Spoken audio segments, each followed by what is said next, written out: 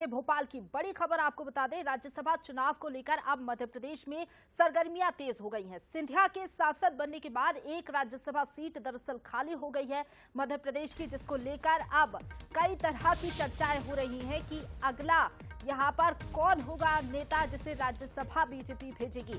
कई दिग्गज नेता राज्यसभा सीट के लिए दावेदार नजर आ रहे हैं। इनमें पूर्व गृह मंत्री नरोत्तम मिश्रा का नाम रेस में सबसे आगे चल रहा है। इसके साथ ही आपको बता दें कि गुना से पूर्व सांसद केपी यादव और जयवान सिंह पवैया का नाम भी आगे चल रहा है। अमित शाह के बयान के बाद केपी यादव का जो दावा है वो मजबूत नजर आ रहा है। केपी यादव के राजनीतिक भविष्य को लेकर शाह पहले ही संकेत दे चुके हैं और इसलिए ये माना जा रहा है कि केपी यादव को जिम्मेदारी दे सकती है पार्टी। हालांकि कई और नाम आगे चल रहे हैं, चाहे हम बात कर ले बीजेपी के सीनियर लीडर नरोत्तम मिश्रा की या फिर जयवान सिंह पवैया का नाम भी आगे चल रहा है। आपको बता दें कि राज्यसभा चुनाव को लेकर अब सरगर्मी तेज हो चली है, लेकिन चलिए अब आपको बता देते हैं कि रेस में कौन कौन से नाम आगे चल रहे हैं।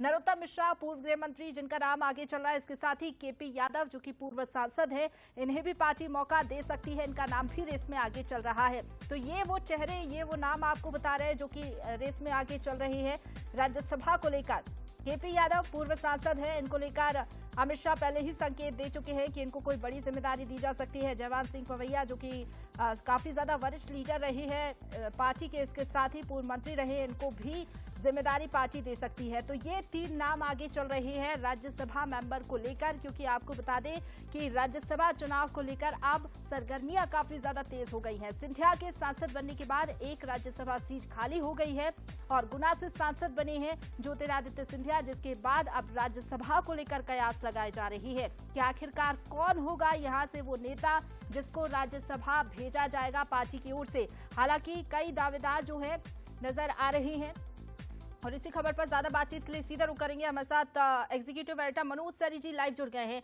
मनोज जी, अब बीजेपी किसे भेजेगी राज्यसभा, इसको लेकर अभी तो सस्पेंस बरकरार है, लेकिन कई दावेदार नजर आ रहे हैं, तीन नामों की चर्चाएं है। आपको क्या लग रहा है, सबसे बड़ी दावेदारी किसकी नजर आ रही है, कौन भेजा जा सकता है राज्यसभा? देखिए, जिन नामों की हम चर्चा कर रहे हैं वो तो कतार में है ही, लेकिन कई बार भारतीय जनता पार्टी चौंका भी देती है और राज्यसभा से ऐसे किसी व्यक्ति को भी पहुंचा देती है। जैसे एल मुरुगन मध्य प्रदेश की राज्यसभा से गए हैं, धर्मेंद्र प्रधान पहले गए थे लेकिन अब वो लोकसभा का चुनाव जीत गए। तो जाहिर है कि भारतीय जनता पार्टी के भीतर ये सब चलता रहता। लेकिन सबसे आगे यदि हम राज्यसभा के लिए देखें, चूंकि सीट तो खाली हो गई, अब लोकसभा के सांसद बन गए हैं ज्योतिरादित्य सिंधिया, केंद्रीय मंत्री भी है वो, तो उनकी जगह किसी को तो पहुंचाना। केपी यादव का नाम सबसे ऊपर है क्योंकि उन्होंने सीट जब छोड़ना था, जब वो उस जगह से चुनाव लड़े, चुनाव जीत कर भी आया, ज्योतिरादित्य सिंधिया को ही उन्होंने पराजित किया था।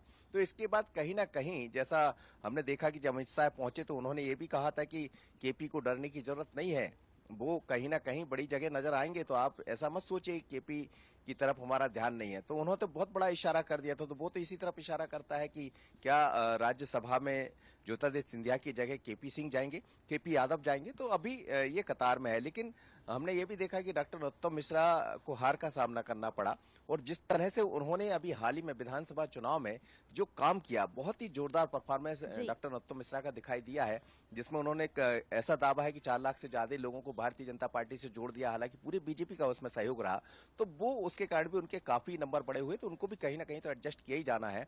ये भी कहा जा रहा है किसी सीट से उपचुनाव में भी वो जा सकते हैं, लेकिन चर्चा राज्यसभा की उनकी भी है, जयवान सिंह पवैया की भी। तीनों नाम बड़े ऊपर दिखाई दे रहे हैं, लेकिन कई बार फिर मैं यही कहूंगा कि राज्यसभा से जिसको पहुंचाया जाता है उसमें बहुत सारे समीकरण देखे जाते हैं।